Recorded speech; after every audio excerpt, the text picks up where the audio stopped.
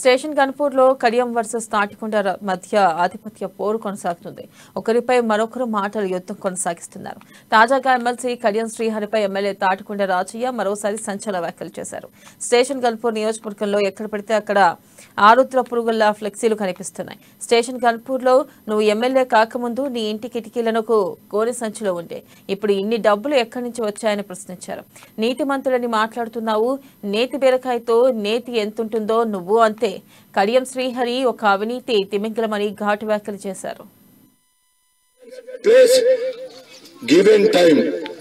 ఏదైనా స్థలం ఇవ్వు, ఏదైనా సబ్జెక్ట్ ఇవ్వు, ఏదైనా సమయం ఇవ్వు. నీ మీద అప్పరాయం లేకపోతే సేవా విషయంలో గాని, మాట్లాడే విషయంలో గాని, కేసీఆర్ గారికి దగ్గరుండే విషయంలో గాని దేనికైనా సై చూసుకుందాం రా. ఎందుకు ఇంతవరకు వస్తుందంటే ఇవాళ ఎక్కడ చూస్తే అక్కడ ఆరుద్ర పురుగుల లెక్క, ఇక్కడ చూస్తే ఇక్కడ ఫ్లెక్స్ అవపడుతున్నాయి. ఎందుకు ఇవ్వాలి అంటే ప్రతి మండలానికి 10 లక్షల రూపాయలు పంచుతాయి. ఎక్కడ ఇవ్వండి పైసలు? ఎక్కడి నువ్వు గణపురంలో 94 ఎమ్మెల్యే కాకముందు గచ్చునేలా కిటికీలకు గోన సంచులు. ఇవాళ నీ పరిస్థితి ఏంది? ఎక్కడి నుంచి వచ్చినాయి? నీతివంతుణ్ణి అని మాట్లాడుతావు. నేతి బీరకాయకు నేతి